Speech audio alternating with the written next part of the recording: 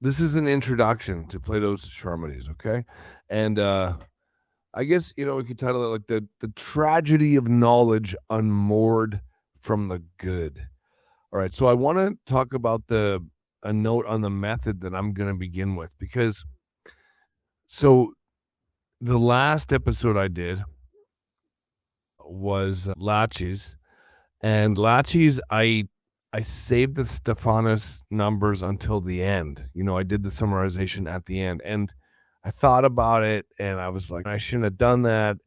I really need to keep them at the beginning because I can just basically deliver the text to you if you've read it yet or if you haven't read it yet. But I delivered the Stephanus numbers, and I give it basically like a summarization, between some numbers, and I'll once in a while I'll give like a little deep insight, something historical or something around that. It just gives a deeper insight into the story itself. And you can like literally use that first part to like, do your own investigation, in case you get lost in it or something like that. But I just think it's a much better system. I do the Stephanus numbers first, and then give you the exegete. I want to talk about Leo Strauss is an important name when we talk about Plato, and especially his colleague Alan Bloom, because it's Alan Bloom's version of the Republic that I've read, that I love. I love it, and Alan Bloom has an extensive commentary as well on the Republic, on Plato at the end of that book, and it's absolutely exceptional. So I just want to talk a little bit about Leo Strauss and the art of reading Plato. The interpretive approach, that I've adopted in this commentary, attending closely to dramatic setting, historical irony, and the interplay between character and argument, it owes a significant, if indirect, depth to the work of 20th century German Jewish political philosopher Leo Strauss. He lived between 1899 and 1793. 1899 and 1973. Okay, I'm going to have to leave my mistakes in here from now on, too. So maybe that'll help my case against this AI claim. All right. Strauss devoted his career to recovering what he called the art of writing, practiced by the classical philosophers, an art, in his view, that had largely been forgotten by modern scholarship. So the core of Strauss's method, Strauss's central claim is deceptively simple. Philosophers in antiquity, and especially Plato, did not always say exactly what they meant. They wrote esoterically, hiding their deepest philosophical truths, exclusively between the lines. Why would they do this? Well, Strauss argued that philosophy, by its very nature, is at odds with the conventional beliefs that sustain any political community. The philosopher is, in a sense, a heretic.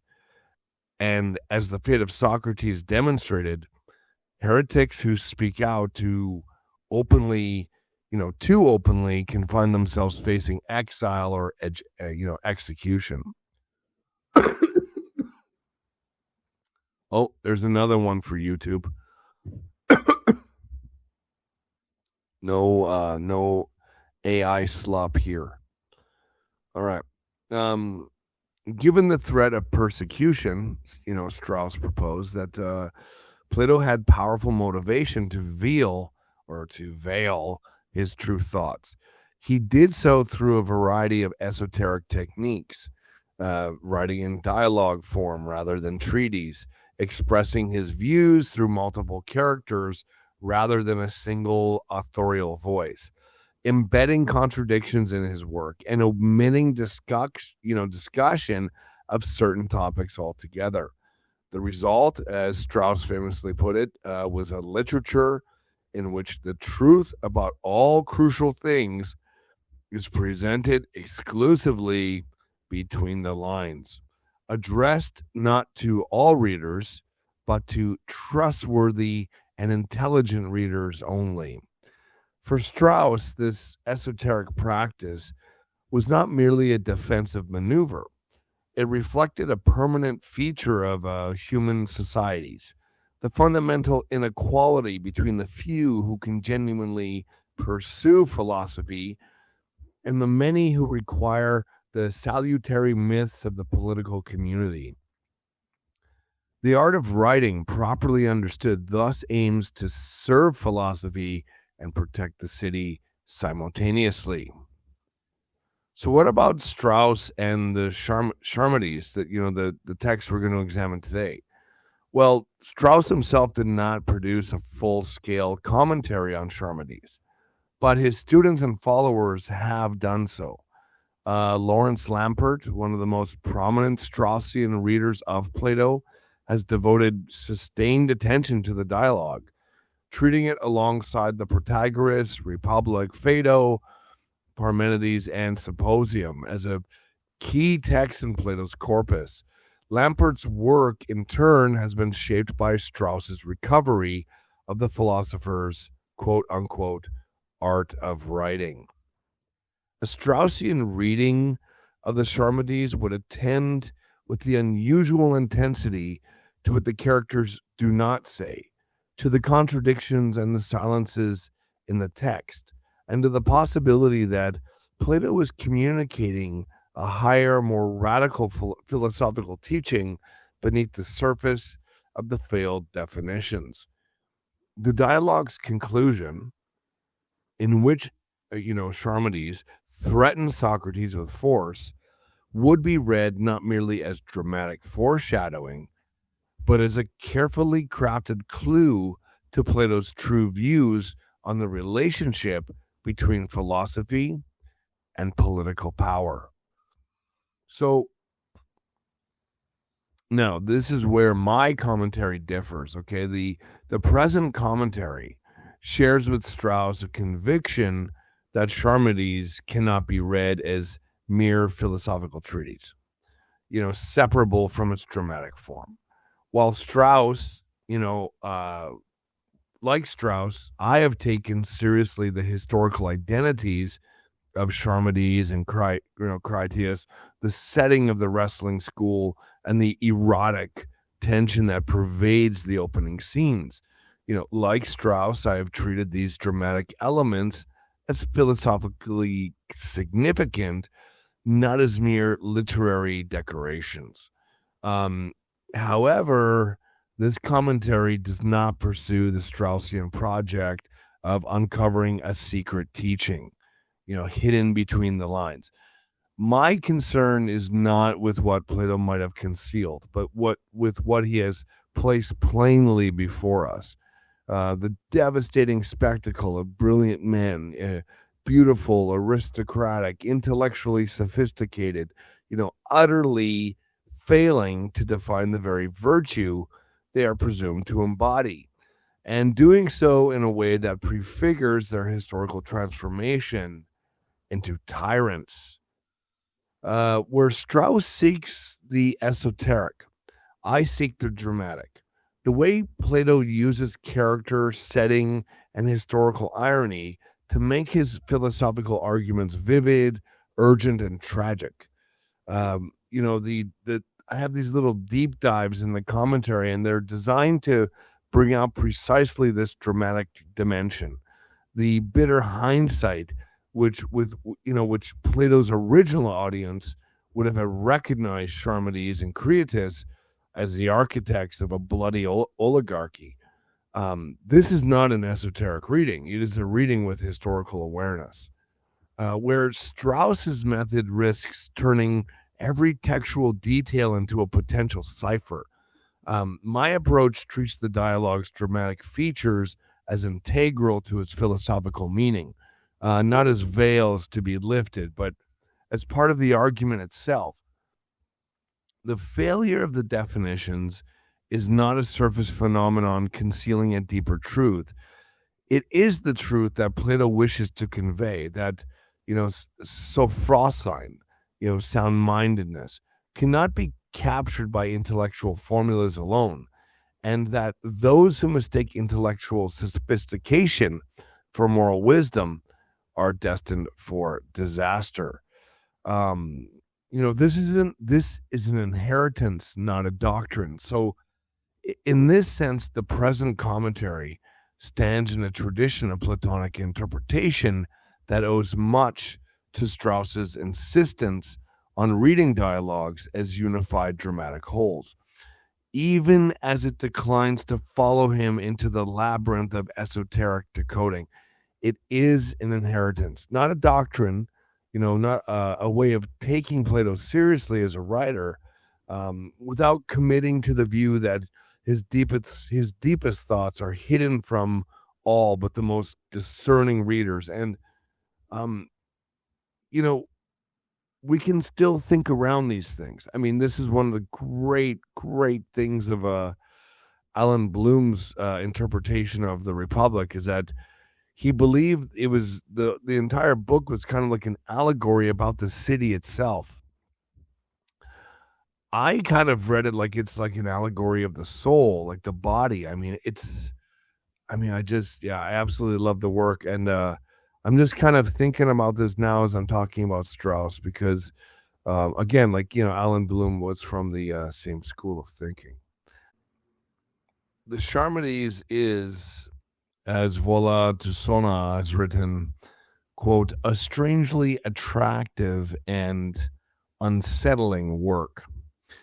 Its power lies not in any secret teaching we might excavate from its pages, but in the unsettling spectacle it places before our eyes.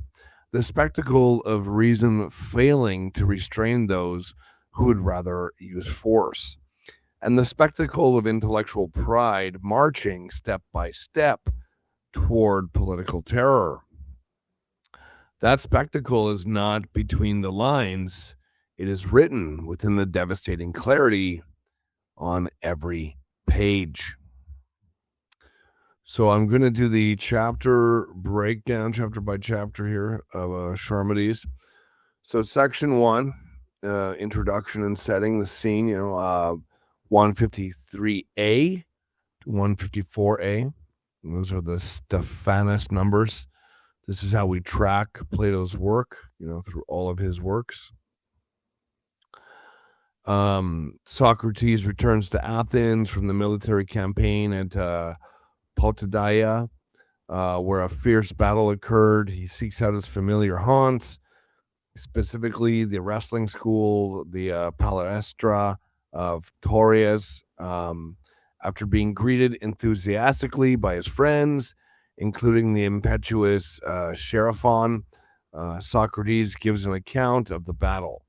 He then turns the conversation to the state of affairs in Athens, acquiring about the status of philosophy and whether any notable young men have emerged, distinguished for their wisdom, beauty, or both. So some deeper insights here. There's definitely a profound dramatic irony of this opening scene.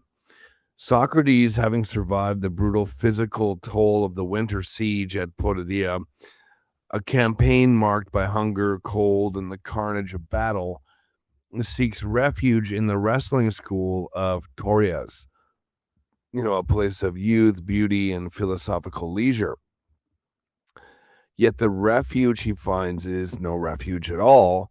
He's stepping directly into the lair of future monsters.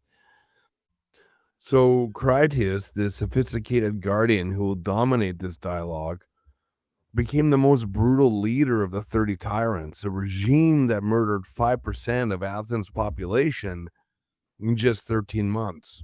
Charmides served as one of his key administrators, governing the Piraeus. Together they represent not merely historical irony, but a direct threat to the man who now sits before them. In Plato's Apology, Socrates himself recounts how the 30 ordered him to arrest Leon of Salamis for execution, an order he alone refused, putting his own life at risk. He narrowly escaped death only when the regime fell.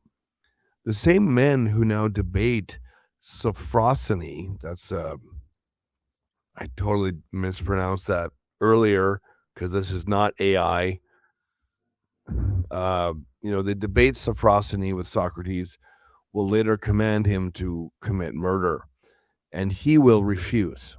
Their failure to define temperaments in argument is not abstract.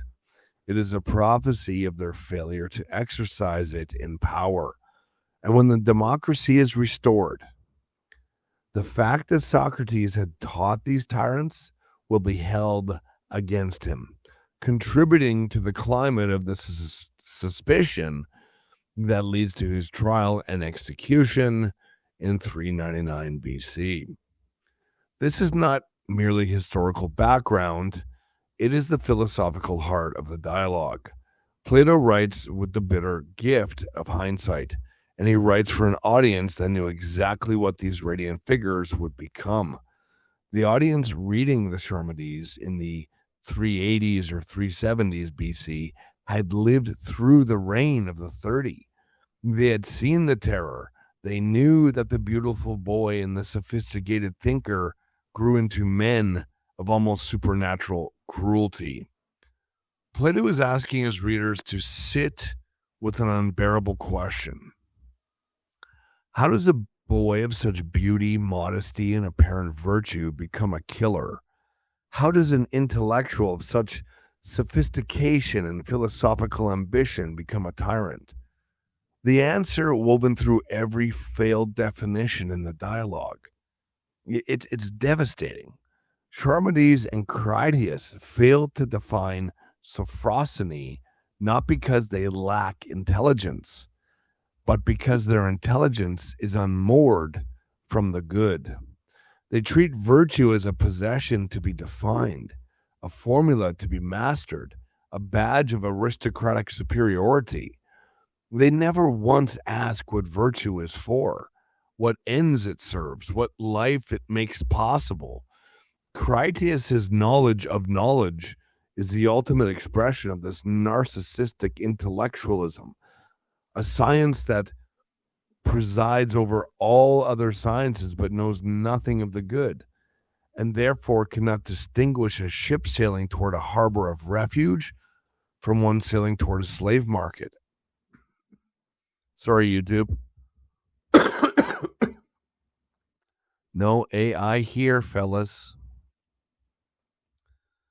The failure in argument foreshadows the failure in life. The intellectual pride cannot abide aporia, the perplexity of not knowing. The perplexity of not knowing becomes the political terror that cannot abide dissent. When Charmides, at the dialogue's chilling conclusion, declares that he will use force against Socrates because persuasion has failed, we are witnessing the birth of the tyrant. The wrestling school has become prophecy. Plato's dramatic strategy is to implicate us in this tragedy. We too are tempted to treat virtue as a formula, to mistake intellectual sophistication for moral wisdom, to believe that knowing how is sufficient, whether, without asking or what and for whom. The shadow of the 30 Tyrants falls across the wrestling school, but it falls across our own age as well. We are the audience that Socrates is trying to cure. Will we let the incantation work, or will we too resort to force? And, just a brief point that, Plato was related to both Critias and Charmides as well. So this is this is another fascinating part of the story too. I mean, was it Charmides or was it that was the cousin? I'm going to look something up here really quick. So no AI here, okay? I'm going to look this up in real time. Yeah, so what was it? Critias was the first cousin of Plato's mother, Perictian. I guess that's her name, Perictian. So this made actually Critias Plato's first cousin once removed. And so here's like a little breakdown. So Critias is the first cousin of Plato's mother, Pericteon, first cousin once removed of Plato, and Charmides, it was the brother of Pericteon, so he's literally Charmides is Plato's uncle. All right, so it's a family affair. All right, section 2, Charmides' appearance and desire, 154a, 155e. I went into a massive summary there that swept right through the story, so I'm gonna really hold myself back from doing that again. But honestly, this is just the beginning, trying to get through the Stephanus numbers. Sorry about that, but it'll add to the reality. And it's always good for deeper insight anyways. So 154a, 150 through 155e, Critias points out Charmides, his cousin and uncle's son, who is entering with a crowd of admirers, is widely considered the most beautiful young man in Athens. Socrates admits that almost any young man looks beautiful to him, but is nevertheless astonished by Charmides' exceptional stature and beauty. Xenophon remarks that if Charmides were to strip, his physique would make his face seem insignificant. Socrates declares that Charmides is indeed magnificent, provided he possesses one minor addition: a well-developed soul. Under the pretext of introducing Charmides to a physician who can cure his morning headaches, Critias calls Charmides over, and when Charmides sits between Socrates and Critias, Socrates is briefly overwhelmed with desire and loses his confidence upon catching a glimpse inside Charmides' garment.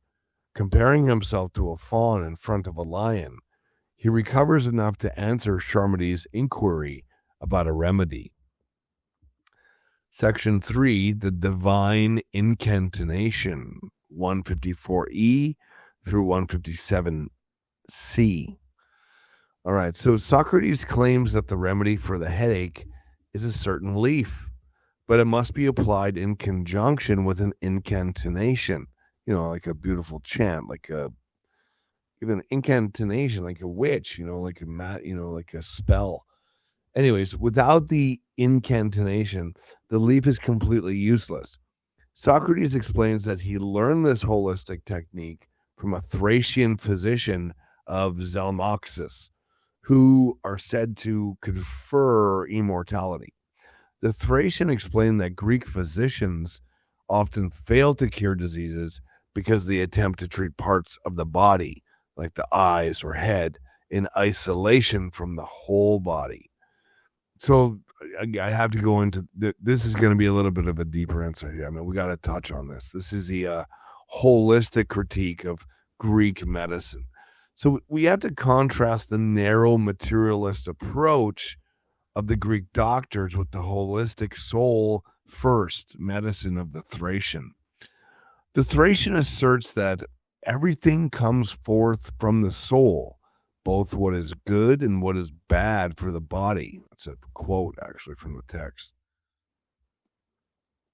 Therefore, one must cure the soul first using, quote unquote, beautiful words, incantinations, to engender sophrosiny. The sound, that's the word I mispronounced in the beginning, and this is a theme throughout this book, Charmides, throughout this dialogue.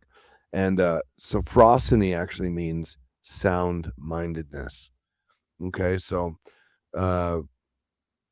using the incantation to engender to engender the sound-mindedness. That's why we use the incantations, these beautiful words. And only once the soul is healthy can the head and the rest of the body find true health. Socrates has sworn an oath to the Thracian never to administer the body's remedy unless the patient first submits their soul to the therapeutic incantation of philosophy. So that's a little bit of an interesting tidbit there. Section 4, introduction of sound-mindedness, sophrosony. This is through 157C and 158C. So Critias enthusiastically agrees and boasts that Charmides is already regarded as the most sound-minded, sophron, young man of his age. Socrates praises Charmides' distinguished lineage, noting that his ancestral connection to Solon and Pyrilampus, on both sides of his family, makes such excellence, expected. And don't forget who Charmides and Critias are related to. Yes, Plato himself. Socrates proposes a test. If Charmides already possesses a sufficient measure of sound-mindedness, he does not need the Thracian incantation and can receive the physical remedy immediately. However, if he is deficient, his soul must be treated first. Socrates asks Charmides directly if he believes he possesses sound-mindedness. And this brings us to the section 5, first definition, quietness. So 158C through 160D. Charmides blushes modestly which only enhances his beauty. He notes the trap in Socrates' question. To deny he is sound-minded would paint his supporters, like Critias, as liars, while to claim he is sound-minded would be boastful and offensive. Socrates praises this response and invites Charmides to investigate jointly. Socrates posits that if sound-mindedness is present in Charmides, it must produce an awareness from which he can form an opinion on what it is. Charmides reflects and proposes his first definition. Sound-mindedness is doing everything in an orderly manner and quietly. In short, a quote-unquote certain quietness. And I can't pronounce this word. Heusia. Okay, not sure if that's the right pronunciation. Socrates refutes this by showing that in physical activities like writing, reading, playing the harp, wrestling, boxing, running, and intellectual activities, learning, teaching, remembering, quick-wittedness, deliberation, quickness, energy, and nimbleness are far nobler and better than quietness or slowness. Since sound-mindedness is agreed to be something good and noble, it cannot be defined as quietness. Section 6, the second definition, modesty, eidos, 160E through 160B. Encouraged by Socrates to look deeper into himself, Charmides offers a second definition. Soul-mindedness is modesty or shame, eidos. Socrates refutes this by invoking Homer, who wrote that, quote, modesty is a good companion. Modesty, right from the laches, here we go. Modesty is not a good companion for a needy man, end quote. This implies that modesty can be both good and bad, since sound-mindedness must always be good because its presence makes people good. Sound-mindedness and modesty cannot be the same thing. Section 7, the third definition, doing what belongs to yourself, 161B through 162B. Charmides remembers hearing another definition. Sound-mindedness is doing what belongs to yourself. Socrates immediately suspects he heard this from Critias or another wise person. Socrates takes Charmides' definition, sound-mindedness is doing what belongs to yourself, and deliberately misreads it in the most absurdly literal way possible.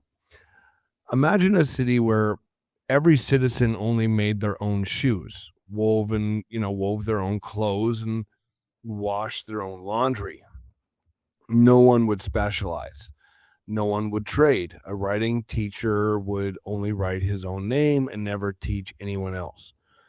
There would be no doctors, no generals, no bakers. The city would descend into chaos and poverty. But sound-mindedness, Socrates argues, must be something good. It must make a city well-governed, not collapse it. Therefore, the definition cannot mean literal self-reliance.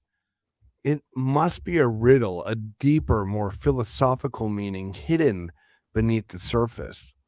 Charmides, who is young and intellectually outmatched, immediately recognizes that he has repeated a definition he barely understands. He realized he was probably this was probably a clever formulation he overheard from his guardian Critias. So he smiles, blushes, and glances significantly at Critias, a silent plea, as in, help, I'm over my head. You gave me this definition, now you defend it. This moment is crucial. It marks the transition from the youthful, innocent Charmides to the sophisticated, prideful Critias, setting the stage for the dialogue's descent into increasingly abstract and ultimately dangerous philosophical territory. Section 8. Critias intervenes. Refined definitions, 162c through 165a. Critias, who has been highly agitated and eager to impress, cannot contain himself any longer. Angry with Charmides for running the recitation of his definition, Critias steps in to defend it. He refines doing what belongs to yourself by distinguishing making from doing and working, citing Hesiod's maxim that work is no disgrace. He argues that while making can sometimes be a disgrace, doing refers only to making what is noble and beneficial. Thus, sound-mindedness is defined as doing what is good. Socrates challenges this by asking if sound-minded people must be aware of their own sound-mindedness. He uses the example of a physician. A doctor might treat a patient, beneficially and thus sound-mindedly under Critias's definition, but be unaware at the time of whether the treatment will actually succeed or fail. Critias retracts his earlier points to avoid conceding that a sound-minded person could be unaware of their own state. He proposes a brand new definition. Sound-mindedness is recognizing oneself, self-knowledge. And let's go a little bit deeper here. So the Delphic greeting riddle. Let's focus on Critias' reinterpretation of the famous inscriptions at Delphi. Critias argues that know thyself was not meant as a piece of moral advice, unlike the later inscriptions, nothing in excess or give a pledge and ruin is nine. Instead, it was the god Apollo's direct greeting, a divine salutation to those entering the temple. In Critias' view, the god's greeting of know thyself and the human command be sound-minded are precisely the same. Section 9, fourth definition, knowledge of knowledge, 165a through 169c. Socrates examines the nature of self-knowledge. If sound-mindedness is a form of knowing, it must be a knowledge of something. While medicine is the knowledge of health, producing a distinct product, which is health, and house building is the knowledge of construction, producing houses, Critias argues that self-knowledge is unique. It is not a knowledge of an external product, but rather knowledge of the other knowledges of itself. Socrates tests this possibility of such self-referential recursive knowledge. He uses analogies of the senses and desires. There is no sight that sees sight itself instead of color. No hearing that hears hearing itself instead of sound. No desire that desires desire itself instead of pleasure. And no fear that fears fear itself. He also shows that in comparative relationships, greater, lesser, double, half, a thing cannot have its power directed toward itself without generating logical contradictions. If a double is double of itself, it also must be half of itself. Socrates concludes that knowledge of knowledge is either entirely impossible or barely credible, requiring a great man to satisfactorily determine its feasibility. Transition, the perplexity bridge, 169c through 169d. Seeing Socrates' deep perplexity, Critias is infected by it, like a person yawning in response to another's yawn. However, because of his immense public reputation, Critias is ashamed to admit before the company that he is stuck. He attempts to mask his embarrassment by refusing to speak clearly, hiding his confusion behind evasive words. This dramatic bridge marks the pivot from evaluating the possibility of self-knowledge to testing its actual utility. Section 10, the question of benefit, utility, 169d through 176a. Socrates suggests they temporarily concede, that this knowledge of knowledge is possible so they can investigate its practical benefit. He argues that knowing that one knows is fundamentally different from knowing what one knows.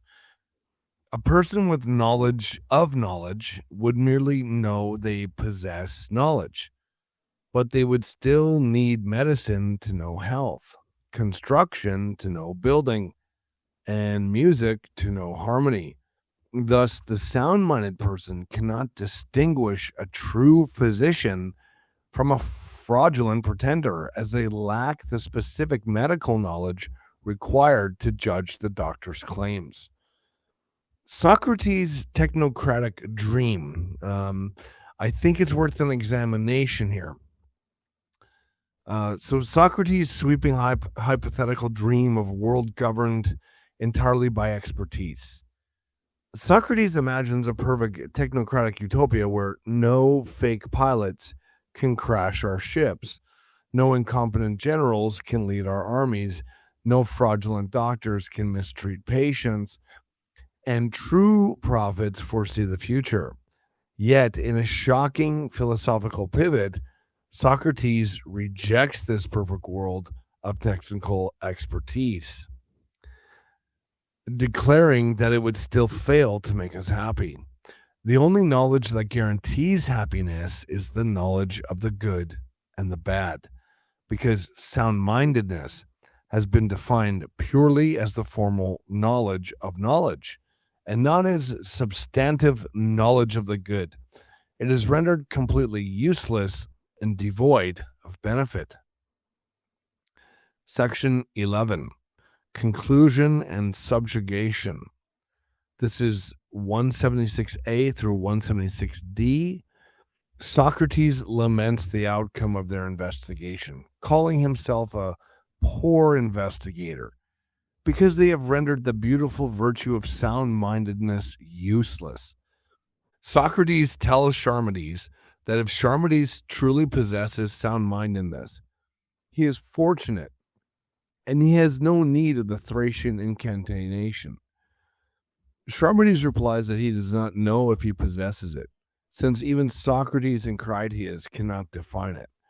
But he insists he needs Socrates' philosophic incantations day after day. Critias commands Charmides to submit to Socrates, and Charmides declares he will use force to ensure the sessions continue. Socrates humorously yields, noting that he cannot oppose two men acting in concert by force. All right, so that is that's the overview there of the Stephanus numbers and a little bit of background insight. Now I'm going to reach into the exegesis here, and I'm going to pull this apart and by using parables and examples, and we're just going to really reach into the story. So, number one, prolegomenon, an invitation to perplexity. Let us imagine for a moment a ship navigating a treacherous, storm-tossed sea. The pilot at the helm is a master of his craft. He knows the currents, he can read the constellations, and he understands the tension of every rope and the pitch of every wave. Yet when we ask this master navigator where the ship is supposed to be going, or whether the destination is a harbor of refuge or a pirate stronghold, he stares at us in blank incomprehension. He knows perfectly well how to sail, but he has absolutely no idea whether the voyage is worth making or not. We are left to ask ourselves, what good is this man's supreme technical mastery if it is completely unmoored from any understanding of a good destination?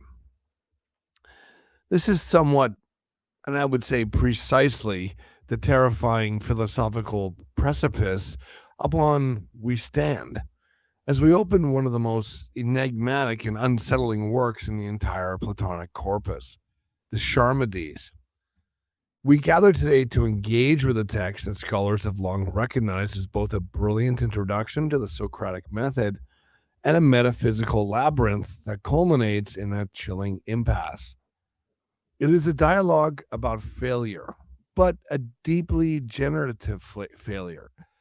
We will witness the failure of a beautiful youth to articulate the virtue he supposedly embodies, the failure of a brilliant intellectual to rescue the argument through pure abstraction, and the failure of Socrates himself to bring his interlocutors to the truth.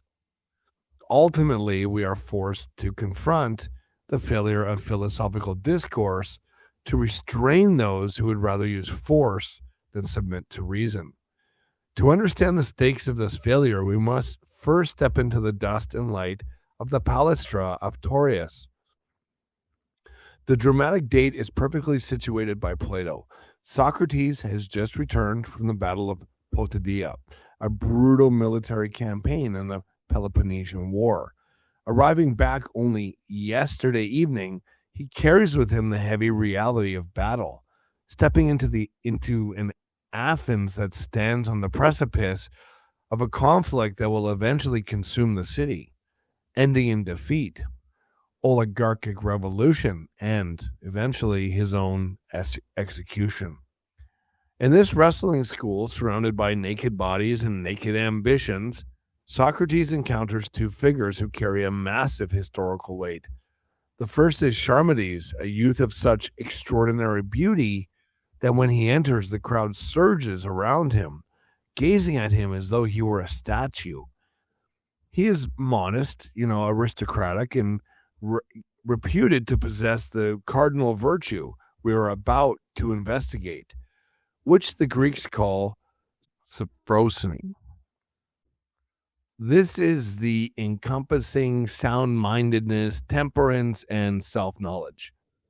The second figure is his guardian and cousin, Critias, a man of profound intellectual sophistication, a poet, and a thinker in his own right. Yet, as the great scholar John Cooper's introductory notes in Valasuna's monumental commentary remind us, Plato writes with the bitter gift of hindsight.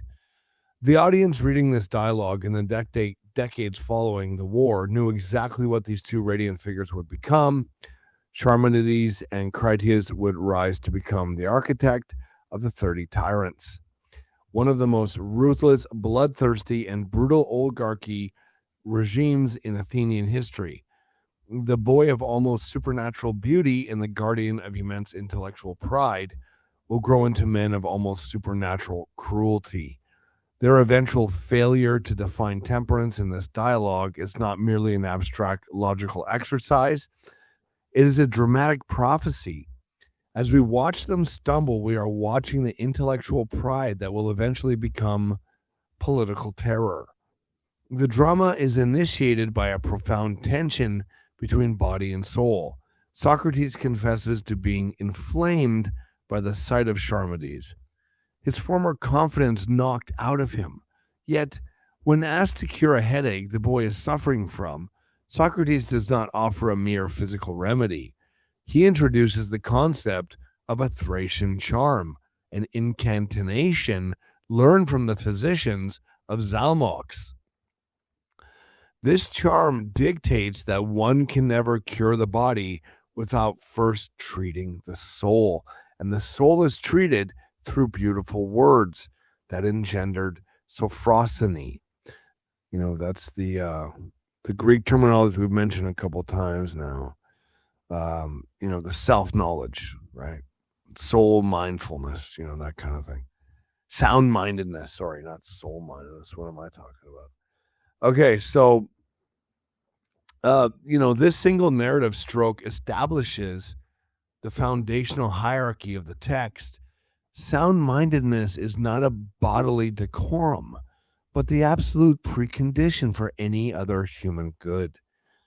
What we are about to witness in this prologue is the staging of a miniature tragedy. As Richard Kraut reminds us, we're observing Plato still working within the limits of the historical Socrates, demanding that we hunt down the unifying essence of our moral language. But Plato is already straining against these limits, pointing us toward a devastating realization. We are about to see that intellectual sophistication, severed from a fundamental orientation toward the good, is the most dangerous force in the human soul. Let us therefore walk into the wrestling school together. We must listen to the beautiful words and the failed arguments, not as antiquarian history, but as an urgent mirror held up to our own unmoored intellects. The question before us is whether we can discover a self-knowledge that actually anchors the soul, or whether we too are merely brilliant navigators sailing a ship with no idea where it belongs. 2. The illusion of quietude and the trap of modesty.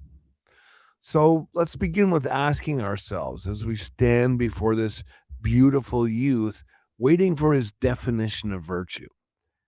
If we are to cure the soul, what exactly are we looking for?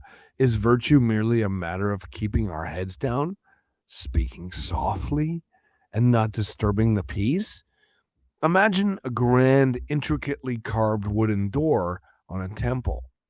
If its hinges are rusted shut, the door is perfectly quiet.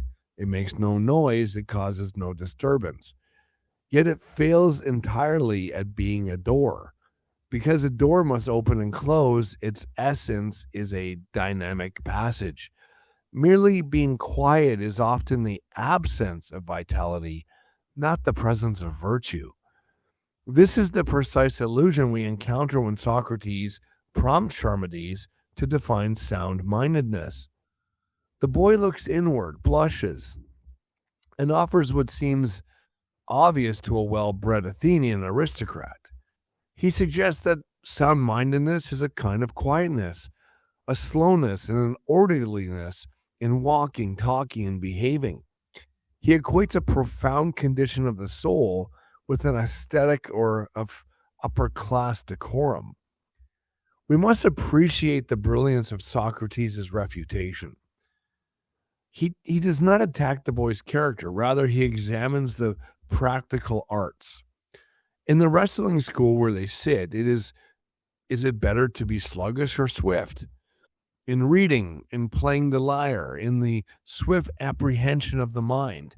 Is it quickness and agility that are beautiful, not slowness? Socrates forces us to realize that equating virtue with, lethargy, strips human excellence of its dynamic power. As the philosopher Immanuel Kant observed centuries later, when distinguishing between mere temperament and moral character, a quiet disposition is morally neutral. It only gains value if directed by a good will. A cold-blooded scoundrel is far more dangerous precisely because he is quiet and calculating. When quietness fails, Charmides retreats to his second definition, suggesting that sound-mindedness is modesty. He feels a sense of shame, the social anxiety of not measuring up to the gaze of the crowd. But Socrates swiftly dispatches this by bringing in the authority of the poet Homer, who warned us that modesty is no good mate for a needy man.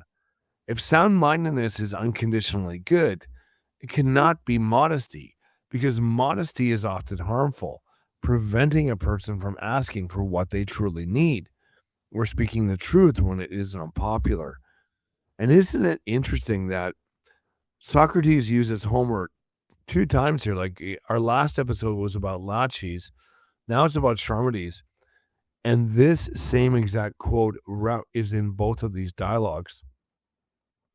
And you kind of have to wonder if Plato was, maybe reading Homer as he was, writing these dialogues for it to appear like that twice. With these 2 swift moments, Plato has cleared away the superficial debris. We have learned that self-mastery is not a physical posture, nor is it a mere social inhibition.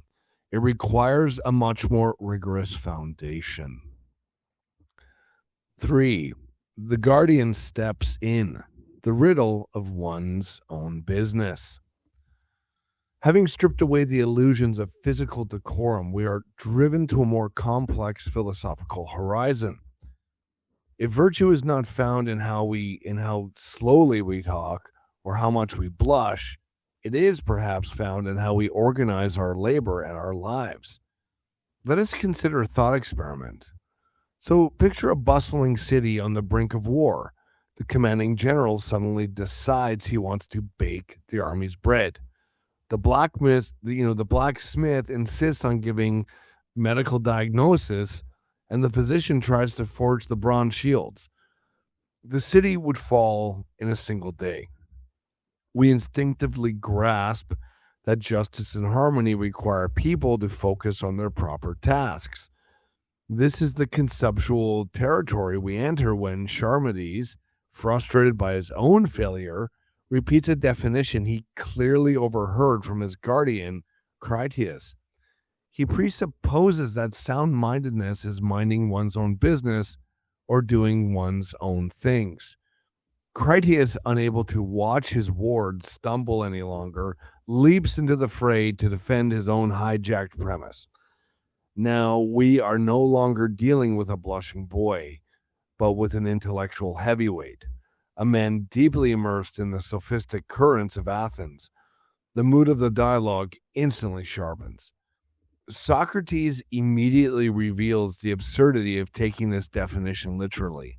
If a city only functioned by each person doing literally only their own things, the shoemaker would have to weave his own clothes, and the weaver would have to forge his own tools. Society is built on mutual exchange and doing things for others. We all know this, and therefore Critias is speaking in a riddle. We must see exactly what Plato is doing here. The phrase minding one's own business is not wrong.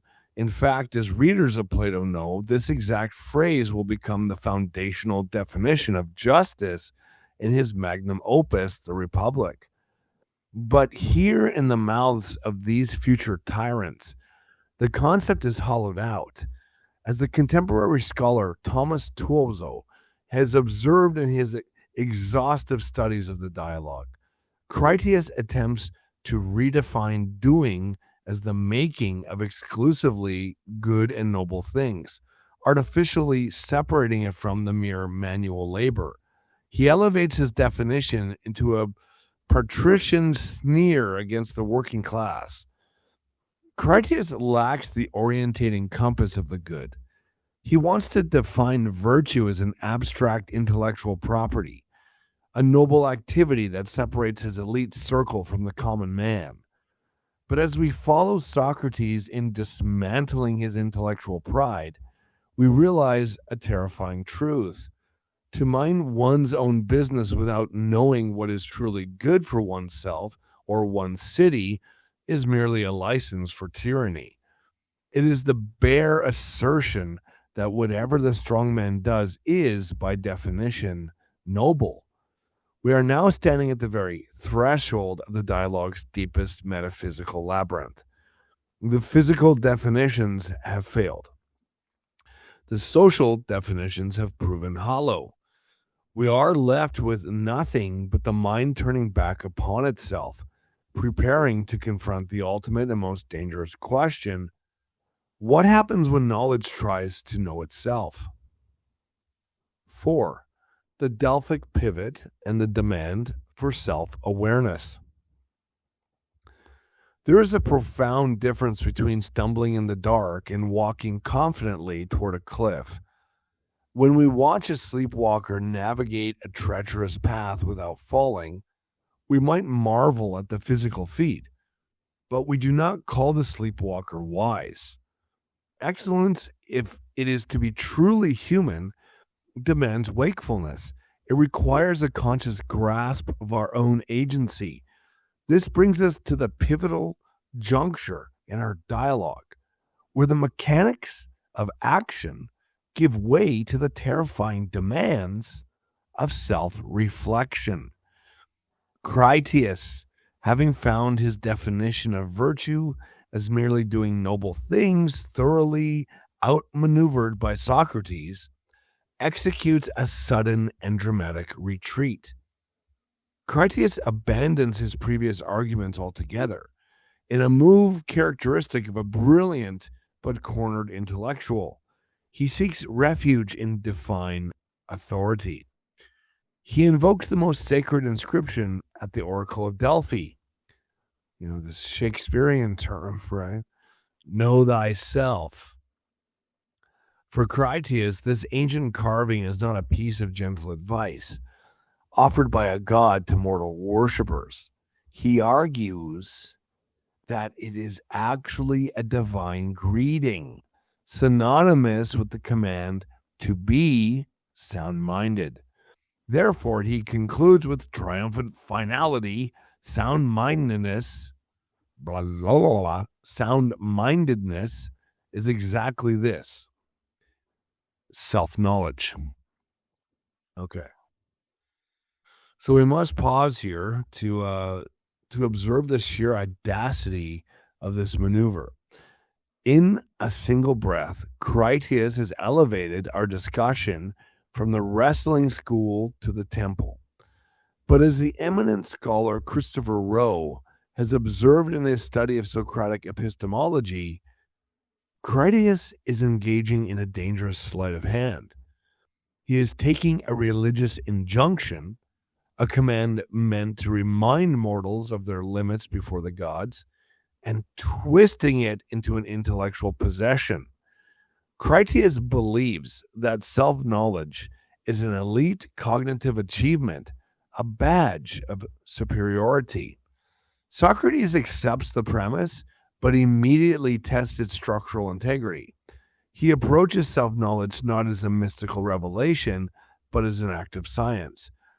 If sound-mindedness is a kind of knowing, he reasons, it must be a science of something. Medicine is the science of health, and its product is a cured body. Architecture is the science of building, and its product is a house. If self-knowledge is a science, what is its distinct object, and what beautiful product does it yield? Here, the dialogue exposes a deep human vulnerability. We desperately want to believe that looking inward is inherently virtuous, that self reflection automatically produces a good life. But Socrates reveals that mere introspection lacks a moral anchor. If we treat self knowledge like any other technical skill, we are forced to admit that a skill is only as good as what it produces. Critias, however, refuses to be bound by the analogy of craftsmen and physical products. He is an aristocrat of the mind, and he insists that this virtue is entirely unique. It does not produce anything outside of itself. 5. The ambition of the supreme auditor. All right, friends, we now arrive at the most abstract and fiercely debated precipice in the entire dialogue. To understand the corner that Critias has backed himself into, let us envision again a city where a new bureaucratic office is established. The person in this office produces no grain, forges no weapons, and heals no patients. Their sole function is to audit every other worker in the city, possessing a master rubric that supposedly determines whether the baker truly knows baking and the general truly knows warfare. We would immediately recognize this office as an instrument of immense unchecked power, utterly divorced from the physical reality of keeping the city alive.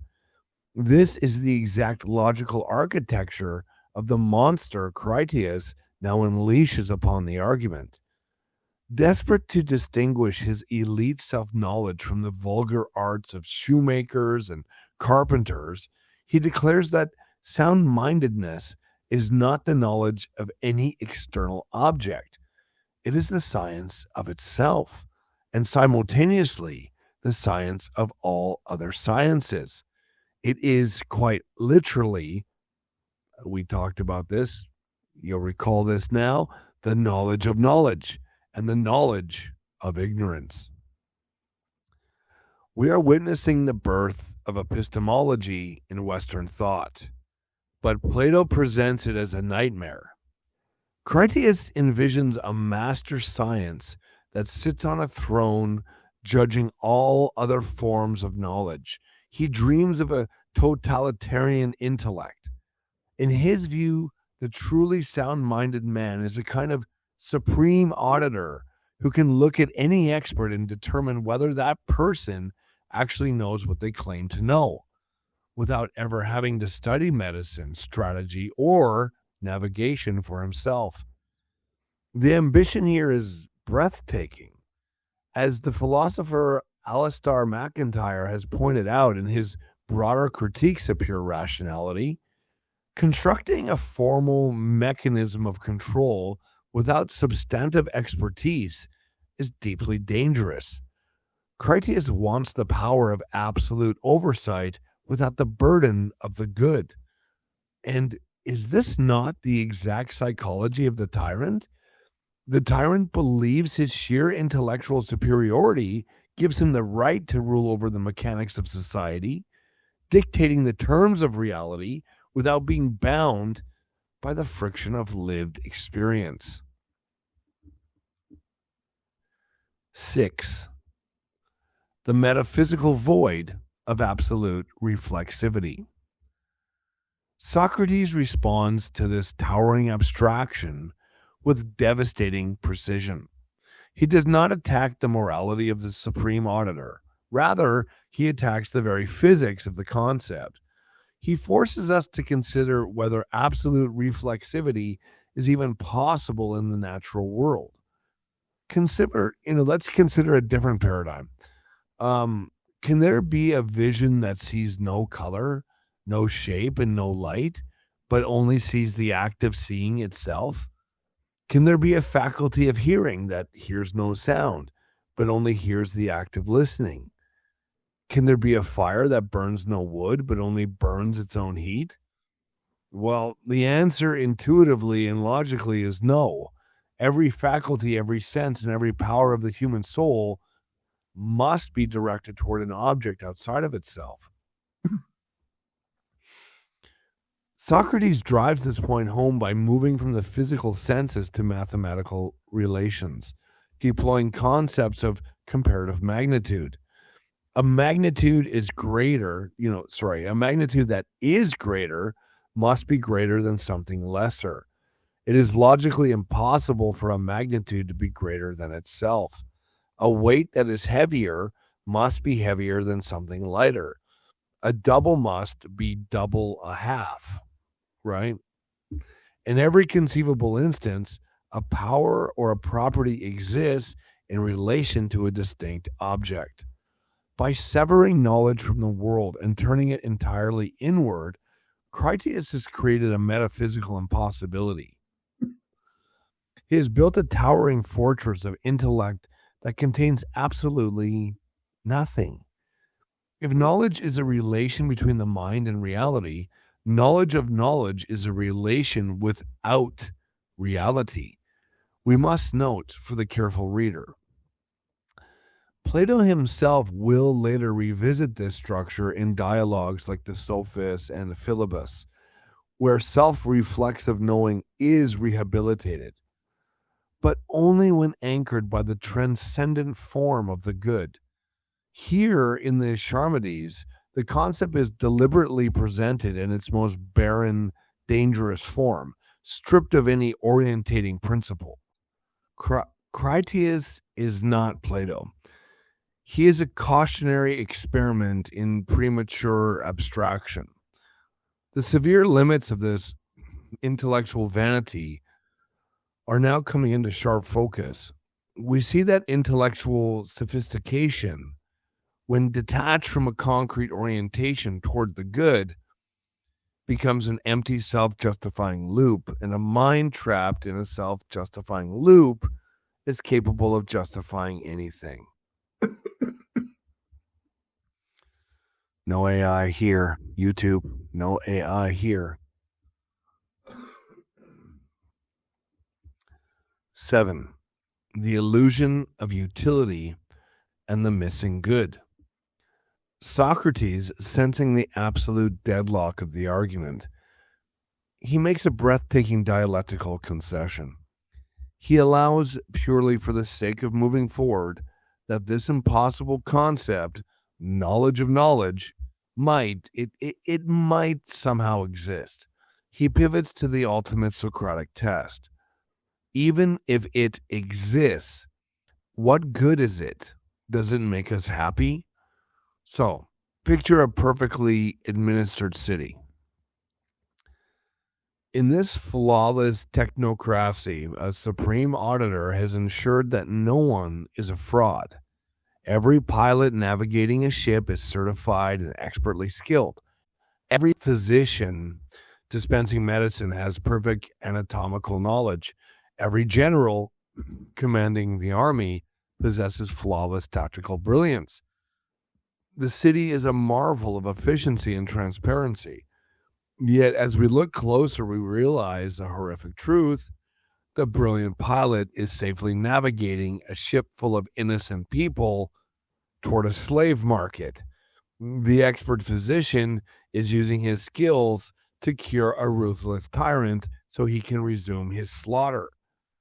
We have returned, from the beginning parable when we entered into the prolegomena.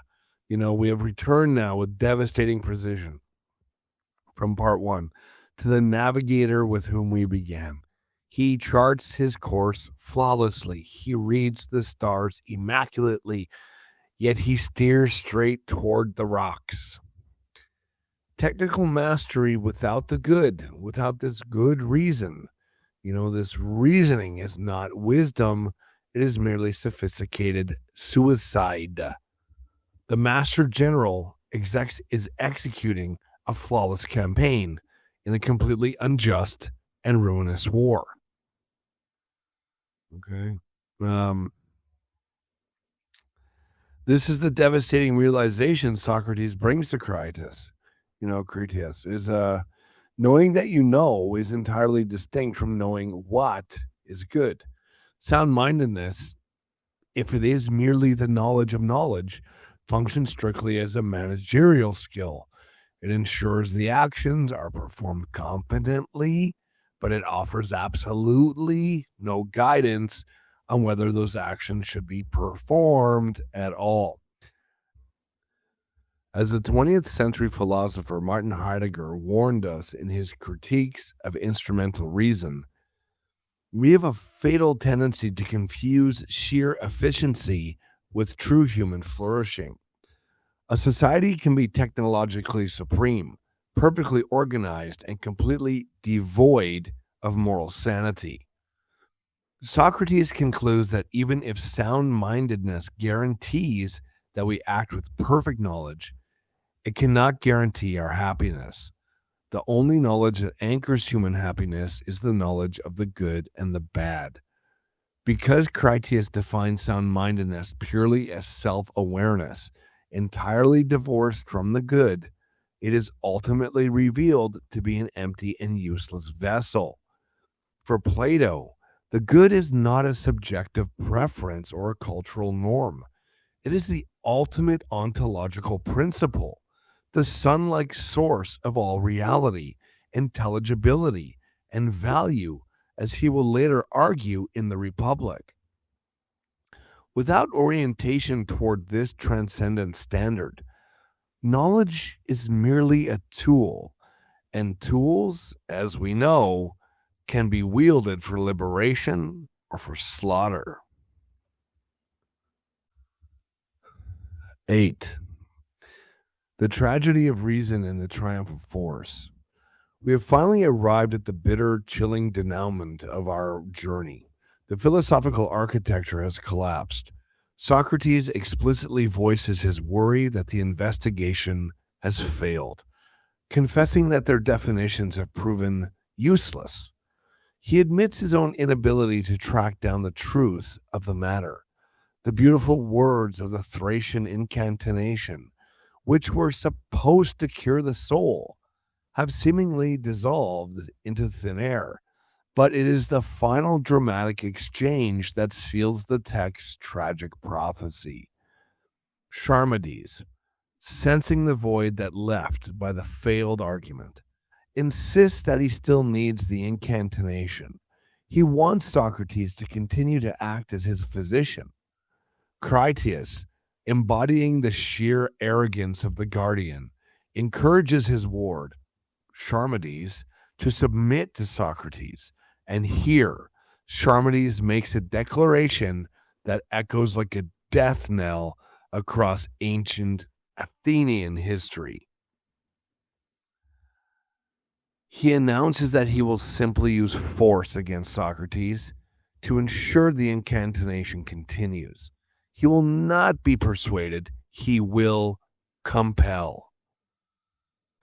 So Socrates asks a simple question. Will you use force without granting me a preliminary hearing? Charmides replies that he will. He tells Socrates to prepare for violence. And Socrates, the supreme champion of reason, lowers his hands. He notes that he cannot oppose two people acting by force. So Socrates yields.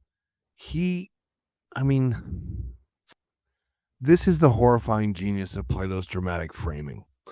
We're not merely reading a failed logical exercise. We are witnessing the exact moment the tyrant is born. When intellect refuses to submit to the good, and when self-reflection becomes nothing but an exercise in vanity, reason loses its authority. The dialogue ends precisely where the reign of the 30 tyrants begins, with the causal, unquestioned assertion of brute force. The beautiful youth and the sophisticated intellectual have revealed their true nature. When we walk out of the wrestling school, knowing that the city is doomed, leaving us with an urgent, eternal warning that a mind unmoored from the good will always resort to violence. 9. Epilogue. The true incantation and the burden of 9. Epilogue. The true incantation and the burden of perplexity.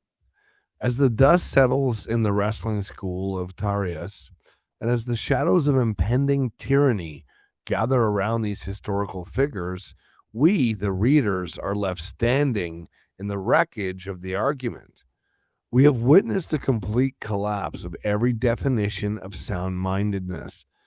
This brings us face to face with the defining characteristic of Plato's early dialogues, aporia, the state of profound, insurmountable perplexity. But we must not mistake this aporia for defeat. Let us return finally to the riddle of the Thracian charm that initiated this entire drama. Socrates promised Charmides a cure for his headache, an incantation of beautiful words that would engender sound-mindedness in the soul. Yet as the dialogue closes, Socrates laments that he has failed, that he has not found the beautiful words, and that the charm is useless. Charmides, however, stubbornly insists on being charmed anyway, resorting to brute force to demand it.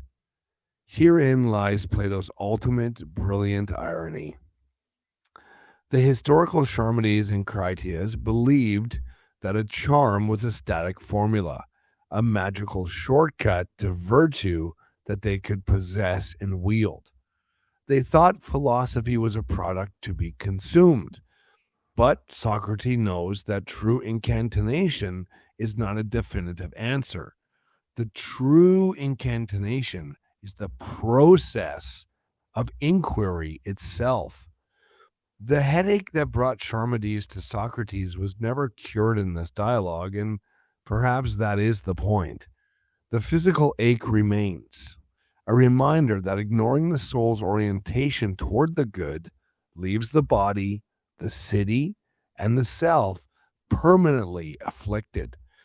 The tyrant's violence is the outward symptom of an untreated inner world. The beautiful words of the Thracian physician are not a doctrine you memorize. They are the very dialectic we have just suffered through. The stripping away of our intellectual vanity, the terrifying realization of our own ignorance, the desperate, unyielding search for the good. This is the medicine. The cure for the soul is not a possession of absolute knowledge, but the wakeful, relentless pursuit of it. Charmides and Critias fail because they cannot endure the vulnerability of this pursuit. They cannot abide the aporia. When the argument demands that they surrender their pride to the good, they choose instead to surrender to violence. As we close this enigmatic masterpiece, Plato turns the mirror outward, away from the wrestling school and directly towards us.